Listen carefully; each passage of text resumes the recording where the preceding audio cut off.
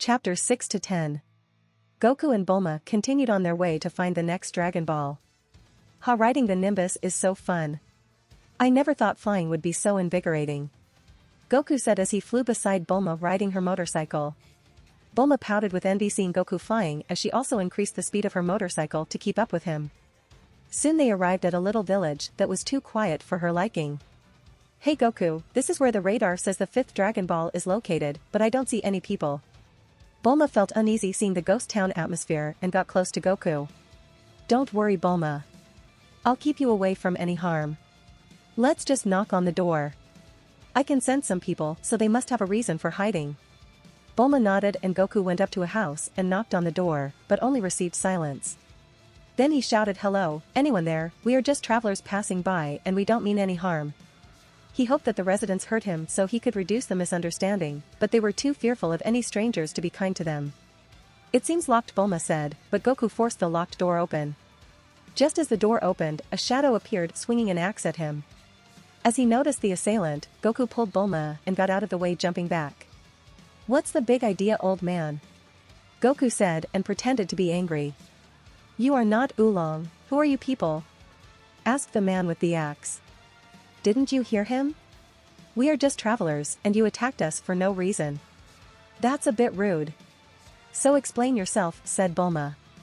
"Sorry young lady, we thought you were Oolong the Terrible. He is a frightening being that comes to our villages and takes away our young maidens. My daughter was next in the line. So I thought that you were Oolong coming to take her away." At the same time, the other villagers also realized that these two were not Oolong the Terrible and started crawling out of their hiding spots. Bulma snorted, "Humph. You almost killed us. So you need to pay. We are looking for these things, called the Dragon Balls. It looks similar to these. Have you seen them anywhere?" she asked. After seeing the orange balls, a lady from the crowd came up claiming she has one of those balls. "How about you give us this ball and in return we will get rid of Oolong?" Bulma started her negotiations and explained Goku's powers, making the villagers feel hope. Then they planned on sneak attacking Oolong when he arrives. At night, little lady, I've come for you." A huge ogre-looking creature with 2 horns holding some flowers came towards the village. "These flowers are for you, huh? Where are you?" At the same time, Goku couldn't hold his laugh thinking of a pig. Oolong heard the laugh and turned around to see Goku. Goku, realizing his mistake, jumped towards him and hit him in the stomach. This knocked out Oolong. The villagers witnessed the scene and started hugging each other and crying. At the same time, with a poof sound and a puff of smoke, Oolong transformed back to the pig wearing green military uniform and a red star on his cap. Goku was still laughing at this. All the villagers exclaimed in surprise and stared at Oolong. Bulma came out with a bucket of water and poured it on Oolong's face. He woke up and started squirming because of the cold water. He is nothing but a pig and a pervert. I was expecting something like this when the people told about your personality. Hey, look here, you pig. Oolong, already terrified of Goku's strength, passed out again, seeing a fierce Bulma. Bulma kicked him, waking him up again. "Are the girls you kidnapped safe?" Oolong nodded at her. "Then take us to them," she said. Goku tied Oolong to a rope and Bulma received the Dragon Ball from the lady. Oolong whispered to Goku, "Your girlfriend is scary, kid." Goku replied with a straight face, "She isn't my girlfriend." Bulma was red with embarrassment. "I heard you, pig, now move it," she said, thinking Goku is smart, strong and also reliable. It won't be so bad. If only he was little bigger and taller. Oolong obeyed and led them to his hideout. After arriving at the hideout, the villagers burst through the door expecting the worst, only to see their daughters having the time of their lives relaxing. Everyone looked at Oolong with confusion while Goku was still laughing. "I wanted an obedient girl. Please take them back," said Oolong. "Ha ha ha, so you are a wimp," said Goku. "That's not true. These girls are just scary," Oolong confessed. Leaving the villagers to berate the girls for worrying them, Bulma led Oolong and Goku to the side. "Hey Oolong, you can shapeshifter, right?" "How do you do that?" asked Bulma. Understanding his position, he replied, "I went to the shapeshifting school and learned it there. It was hard, so I didn't graduate and can only keep my shape for maximum 5 minutes. He said. "Do you think you can teach us? The skill seems useful," asked Bulma. Oolong was stuck between Bulma and Goku and didn't know what to do. Then they boarded on a boat for their next destination and Oolong was teaching them how to shapeshift. Normally it's difficult for humans to shapeshift, so they mostly accept humanoid animals in the school. Oolong hoped that they would give up with this information, but Goku continued, I have a tail, so can I learn it? Oolong was exasperated, of course it doesn't. Shapeshifting is an art and not anyone can do it. He said. At this time Bulma looked at Goku. I was meaning to ask you Goku, what's up with the tail? It moves like a real tail. Is it an accessory? Goku replied, no. I was born with it. Hearing this, Bulma and Oolong gasped in surprise. Totally forgetting everything else they journeyed towards the desert in search of the next Dragon Ball. Currently Goku, Bulma and Oolong were in the middle of traveling through the desert. I've told you everything I know about transforming. It's not like I'm good at it myself. I can only transform for 5 minutes. Said a tired Oolong who was being pestered by Bulma over and over to teach her. Goku was keeping an eye out for thieves that steal Bulma's capsule case. Bulma was in her bike with Oolong behind her while Goku was on the Nimbus closely following them. We should put the transformation training on hold for now. If Goku can't do it, then I probably can't as well. Bulma said while driving the bike and preventing Oolong groping her. Seeing this, Goku glared at Oolong on his Nimbus. Oolong understood the meaning and became docile. Hey, I can see a cloud of smoke. Seems like someone is approaching us. Goku said as he could see Yamaha approaching them in his bike. Soon both of them stopped when they got near and Yamaha spoke, you guys seem to be in the wrong place. This is the desert and I am the wolf of the desert. If you guys don't want to get yourselves killed, hand over all your money and any capsules you have with you. Bulma was wearing a helmet hiding her face, which made her unidentifiable. And Oolong was hiding behind her like a coward he was. Gola smiled seeing Yamcha as this is going to be the first fight he is going to have in his new life. He got down from the Nimbus facing Yamcha. Take your best shot, bandit, he said, reading his fighting stance. I didn't want to kill you, kid, but seems like you don't know your place, said Yamcha as he charged at Goku, arrogantly wielding his sword and swung it horizontally where Goku is standing. Goku backs away dodging the sword while Yamcha confidently pushes, exploiting the opening given by Goku. Just before he swung his sword again, Goku grabs Yamcha's leg with his tail, tripping him in the process. Yamcha fell on his back and hit his head, feeling slight dizzy. Before he could make sense of the situation, he sees a foot coming towards his head and he rolls away from the axe kick that Goku was going to deliver and sprung up on his foot. What was that? I thought there was an opening, exclaimed Yamcha as he was making sense of how he tripped. Poir and Oolong were arguing after he got out from the bike, but was also watching the fight. Yamcha, he has a tail. That's how he tripped you, Poir said as he heard Yamcha exclaim. Yamcha observed Goku closely only to see a brown tail sticking out of his back, waving back and forth. Yamcha was surprised. It seems like I underestimated you, thinking you are just a kid. I shouldn't have let my guard down. But you will go down now. What's your name? Mine's Yamcha, he said. My name's Goku. Goku responded, getting into a defensive stance. Yamcha threw his blade and rushed towards Goku using his signature Wolf Fang Fist technique. A shadow of wolf appeared behind Yamcha as he kicked Goku with full force, but Goku parried his kick easily. Then Yamcha's fist turned into claws and hit Goku blow after blow, only for Goku to either block or parry all of his attacks easily. How is this kid so strong? I can't even land a single hit, thought Yamcha, who brings his 2 claws together, unleashing his finishing move.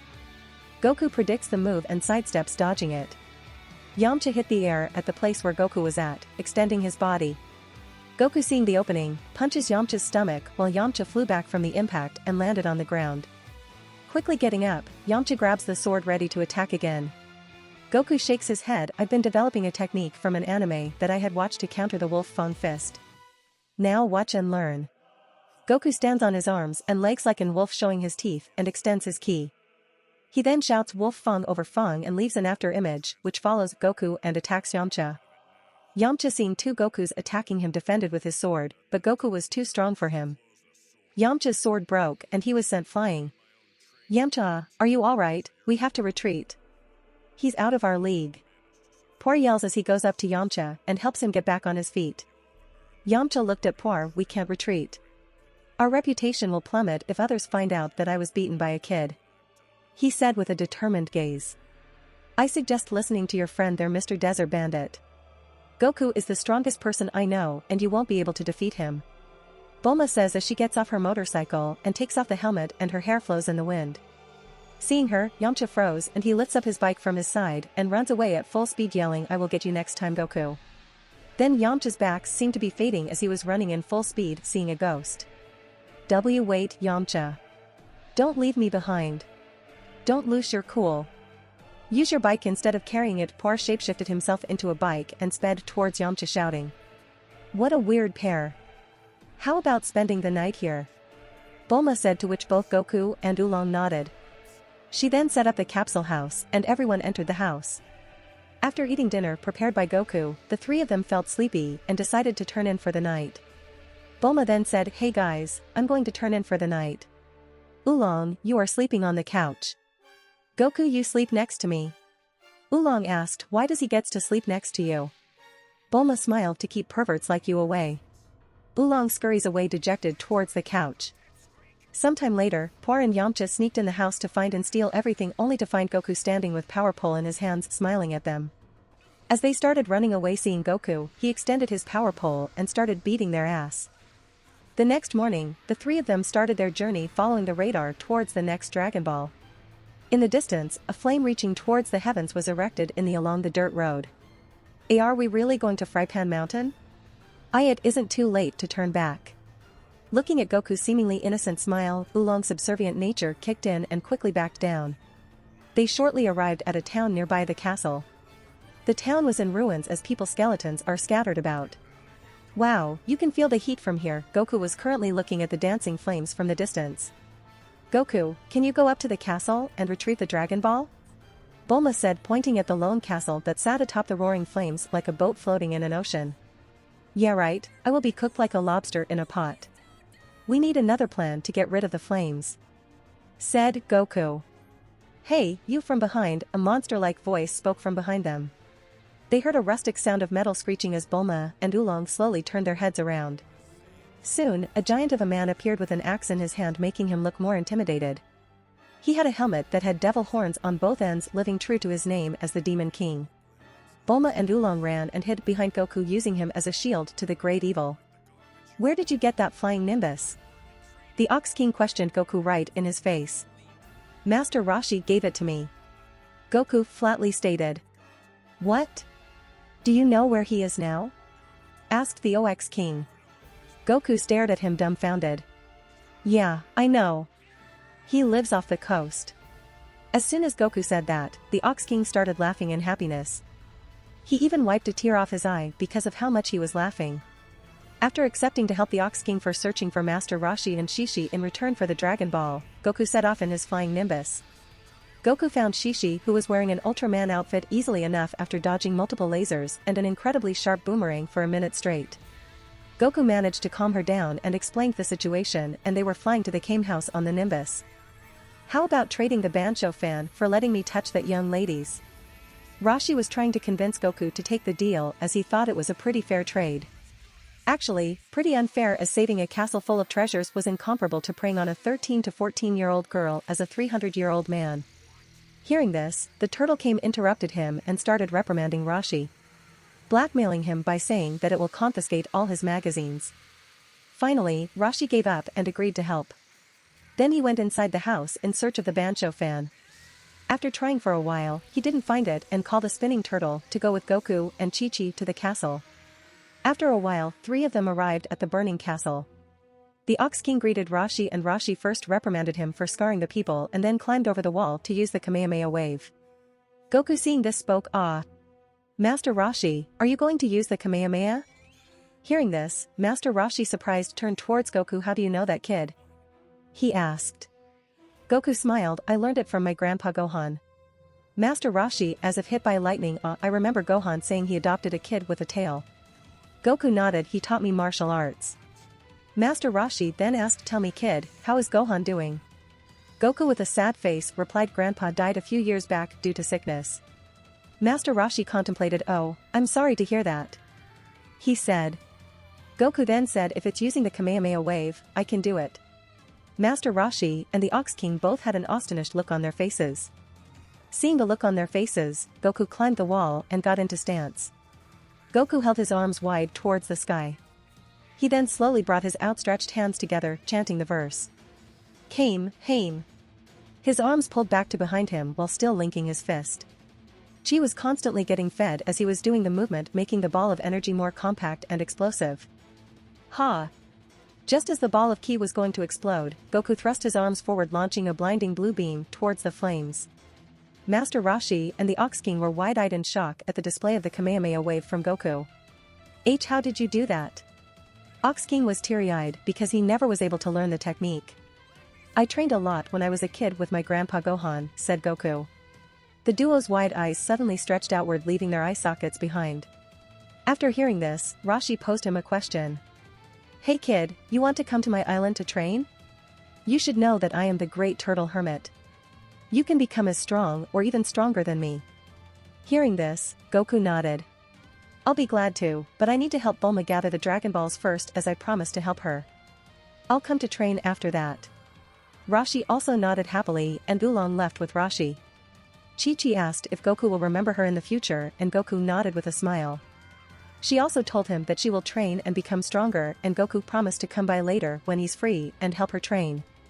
Then Goku and Bulma collected the Dragon Ball from the remains of the castle and finally left to find the last Dragon Ball. Goku and Bulma were traveling along the road to find the last Dragon Ball in hope to see the dragon. Goku was also exited to see Shenron in real life. On the road, they encountered the rabbit boss, but Goku, knowing he can turn people into carrots, didn't waste time and sent him to the moon using his power pole. He was too excited to see the dragon and didn't want to waste time. Anyways, we are so close to the last Dragon Ball. You can get your wish and I get to see the dragon that you were talking about. I wonder what it's like. Goku was excited when Bulma spoke up from her seat while driving. About that, Bulma was interrupted as a blast hit the car they were in, making it almost explode. A mech appeared out from the mushroom trees that were surrounding them and started attacking them. Goku, however, knew that this would happen and he was alert. So as soon as the blast arrived, he jumped out and blocked it, keeping the car and Bulma safe. Bulma started cursing the person who tried to blow them up, but the mech ignored the two and started looking for something. It wasn't long until the dog inside the mech found a black briefcase on a seat. As he tried to grab the suitcase, Goku kicked the mech and it stumbled back. He then looked at Bulma. Bulma, these guys are after the Dragon Balls. Keep them with you. I'll handle them. The last Dragon Ball must be with them. Bulma nodded. The mech then fired missiles, which Goku kicked back at him. With no choice, it started to run towards Goku, but Goku took his arm back and punched it so hard that the mech crashed into the ground, creating a created and exploded, sending the dog flying. After some time at a castle, did I hear you correctly? You failed your mission, was it? Whose fault was it, so I can punish them? A small blue creature was currently sitting on a chair staring at what seemed to be a larger version of the dragon radar. Behind him stood two individuals that presumably failed their mission. Shu, a brown humanoid dog with a ninja attire on, and Mai, a tall human female with a military-like blue trench coat on. They were bowing down to the blue creature, sweating. Sir, it wasn't. Shu started his plea towards his master but was abruptly cut off. You know what? It doesn't matter whose fault it was, you are both going to be tortured. Pilaf then presses a button on the control panel in front of him. 12 hands immediately come out from the floor and ceiling. The hands had white gloves on them and were around half a size bigger than regular human hands. Shu and Mai had horrified expressions on them as the white gloves started wiggling their fingers at their prey. Before Shu and Mai could run, 4 hands dashed towards them. The hands latch on their feet and hands, making them float in the air in a starfish position. The remaining hands lurked towards them, making the duo shiver in anticipation. Suddenly, the hands thrust forwards and started to tickle the airborne minions ruthlessly with all their might. The two started laughing uncontrollably and couldn't stop even when their voice started to strain. We finally made it. This last Dragon Ball should be inside this castle. We should be expecting that guy that you said you fought inside here. Bulma was currently looking between the radar and the castle. Goku, with a plan already in mind, started to trek to the front entrance and opened the door. Following the poorly made arrow trap, they soon found themselves at a dead end with the wall behind them shut down. Bulma quickly started lamenting at how stupid it was to get trapped so easily. Suddenly, the television that was embedded inside the wall lit up, showing Emperor Pilaf on the other end. Hey, give me all your Dragon Balls. If you don't, your girlfriend will have something done to her. Pilaf said with a grim expression. He is not my boyfriend, you idiot. You are the one who attacked us. Let us out of here. Bulma shouted towards the TV. I see, then let us see how you will react when I do this, said Pilaf. The ceiling opened a trapdoor revealing a mechanical claw big enough to squeeze the biggest of pimples. The claw latched onto struggling Bulma and pulled her into the trapdoor. Goku, ready for this moment, latched onto Bulma's legs before the claw could take her fully inside. They traveled through a metal tube at extreme speeds. Because of this, Goku held Bulma tighter as she froze. The metal tube reached the end, appearing in front of the villainous trio. Eh? The little boy came with her? No matter. You will have to watch boy as I do something that will traumatize her forever. The little wrinkly face wrinkled more from puffing out his lips like a duck. The two behind him looked away just before he put his hand in front of his lips and blew Bulma a kiss. It's even more ridiculous seeing it for real. Let me just end their misery, thought Goku, and before they could react, Goku fired off a Kamehameha wave to finish them all quickly. Shu and Mai were behind Pilaf, so when Pilaf got carried by the blue energy beam, they got impacted and swept away too. The Kamehameha broke through the castle, leaving behind a gaping hole. The Kamehameha started to curve upwards and the three blasted off. Then Goku hit the self-destruct button and jumped away carrying Bulma. I finally found it. Goku and Bulma were removing the rubble from the destroyed castle looking for the Dragon Ball until Goku found it. We finally did it. This entire adventure, and we finally found the last Dragon Ball. Goku and Bulma hugged each other, crying rivers of tears in an exaggerated way. Finally. Goku handed over the last Dragon Ball to Bulma. Bulma, with all Dragon Balls on hand, hesitated for a second before shoving all the balls into Goku's arms. Seeing that Goku was a little confused, Bulma explained herself. You helped realize a couple of things in our time together. I realized that I don't need to summon a perfect boyfriend but to look for a boyfriend while accepting his imperfections as he does to me. That is the only way to achieve love. Well, a better way than wishing for one. Don't you have other stuff you want to wish for? Asked Goku. Oh please, I have everything already. Looks, money, entertainment, consider this a payment for helping me not die multiple times, she said. Goku nodded and placed all the Dragon Balls on the ground. Eternal Shinron, by your name I summon you forth, he shouted. The Dragon Balls started to glow and a golden light pierced the sky. Then the sky went dark as if it was night, covered with black clouds, and lightning cracked. The golden light beam soon started to slowly transform into a figure of a huge dragon. The golden light shed itself, revealing a green dragon with red eyes that glowed with power. The mighty dragon had horns on his head and fangs that looked like razors, while the tail seemed to be protruding from the Dragon Balls. Looking at the dragon, Goku was smiling with slight tears from the corner of his eyes, thanking the gods for this opportunity. Little did he know that it was a demon that gave him this chance. I am the eternal dragon Shinron, I can grant you one wish. State your wish. Hearing this, Goku came out of his thoughts and said, Shinron, I wish to be able to breathe in space. The eyes of the dragon glowed red for some time and it said, your wish has been granted. Farewell. And the Dragon Balls flew up and started rotating. But before it flew away, Goku jumped and caught a single Dragon Ball. He is not naive as the real Goku and doesn't want anyone to use or literally abuse the Dragon Balls. If someone had an evil wish, then they had to go through him. He doesn't know what changes he brings, and if someone wishes for world domination or something not like in the anime, it won't be good. He doesn't want to take any chances. Bulma, seeing his actions, asked, well Goku, why did you suddenly catch a ball? Goku showed the ball in his hand that had turned into stone, saying, I caught my grandfather's Dragon Ball. Too bad it turned into stone, but owl. Something is better than nothing. And I also want to protect the balls from evil people making wish. So it's better I hang on to one. Bulma nodded, hearing his explanation. Bulma then thanked Goku for accompanying her in this journey. Goku, my holidays are about to end. So I'll have to return back. Goku nodded, then let's go Bulma. I also want to visit the city and I'll drop you safely at your home. He said, and both of them went in the direction of West City. After a while, both of them reached Bulma's home. Goku had dinner at Bulma's house and slept for the night. Next morning, Goku woke up early and went into the garden and met Dr. Briefs. He then pulled out the capsule that Bulma had given him and took out the space pod he had come in and handed it to Dr. Briefs. This is an alien space pod I found. By researching it, can you make a spaceship with gravity chamber that can increase the gravity up to 100 times or more? He asked. Dr. Briefs was excited to see such technology. Where did you get this, my boy? After studying it, I'll be able to make it. But it'll take time, he said. Goku nodded. Take as much time as you would like.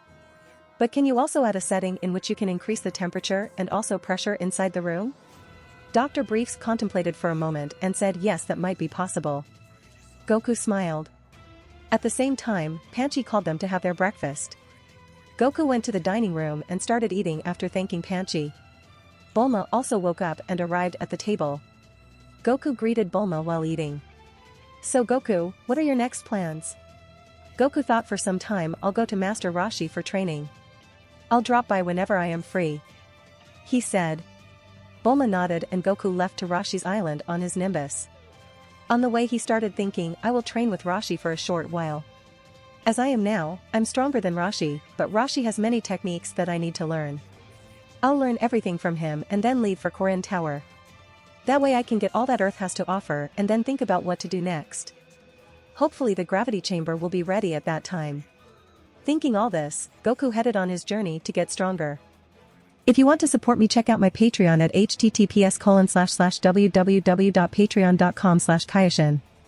I tend to polls that decide important plot stuff in my P at Trian. Many thanks to my awesome patrons. Ben Phillips.